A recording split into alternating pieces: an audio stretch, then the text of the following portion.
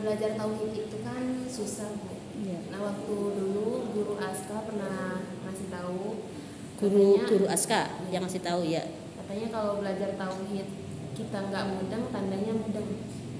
Ya, terus pertanyaannya? Pertanyaannya, emang benar bisa kayak gitu? Kalau belajar tauhid kita nggak mudeng, tandanya mudeng.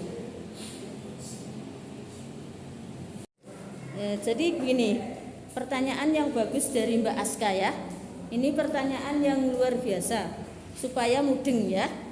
Pertanyaannya, Mbak Aska itu dulu punya ustadz yang mengatakan bahwa belajar tauhid itu sering nggak mudeng, dan orang yang belajar tauhid nggak mudeng berarti itu tanda-tanda dari mudeng. Itu apa benar gitu ya? Ya, benar. Nah, saya yakin Mbak Aska tanya begitu karena bingung, ya kan? Bingungnya, lah orang mudeng kok dianggap mudeng kan gitu ya? Mudeng kan bahasa Jawa, artinya tuh paham ya.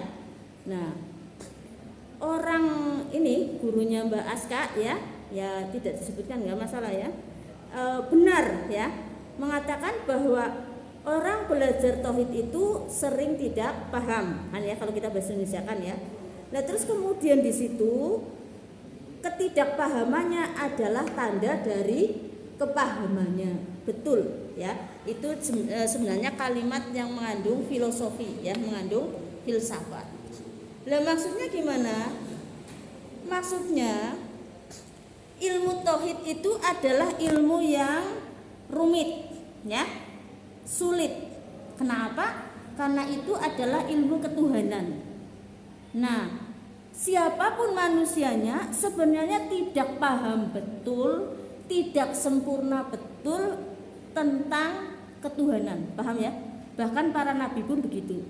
Nah, terus kemudian dasar hukumnya kita ngomong para nabi pun begitu gimana? Ya kita lihat ketika Rasulullah ditanya dalam Al-Qur'an ya kan, fas'alu 'anir ruh ya kan? Kalau engkau ditanya tentang ruh lo ya, belum Tuhan. Ruh kan ciptaan, masih ciptaan Tuhan tapi yang berbentuk gaib ya kan? Maka di situ dikatakan Rasulullah suruh menjawab bahwa ruh adalah perkara Tuhanku kan gitu ya. Nah, berarti Rasulullah di situ saja tidak begitu sempurna paham tentang alam gaib, yaitu tentang ruh.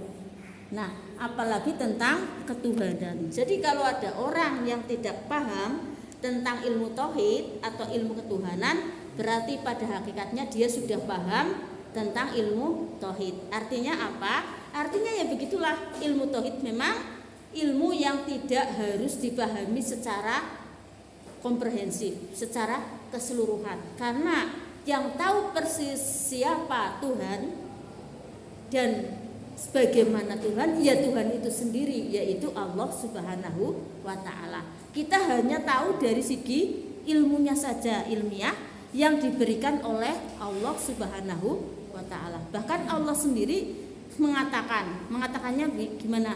Allama bil qalam, alamal insana malam ya'lam. Terus ya ada yang keras Mbak Aska.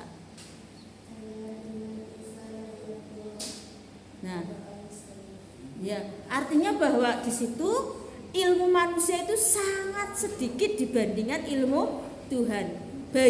Sebagaimana tetesan air yang dari jarum ya, jarum kan kecil banget ya, jarum yang buat jahit itu dimasukkan ke air lautan, lalu jarum itu diangkat.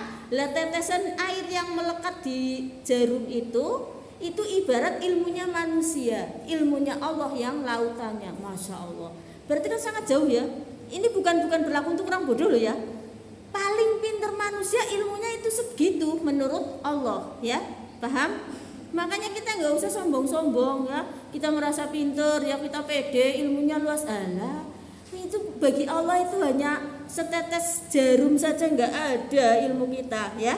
Karena yang paling pintar aja segitu. Nah, termasuk di situ adalah ilmu tauhid. Kita sama sekali nggak tahu Allah itu seperti apa. Kita tahunya hanya dikasih tahu bahwa Allah itu memiliki sifat sebagaimana di dalam Asmaul Husna, ya kan? Ada 99 sifat Allah, yaitu antara lain apa? Qadim. Qadim berarti kan Allah terdahulu. Terdahulunya gimana? Ya udah terdahulu aja. Berarti nggak ada yang mendahului, ya kan?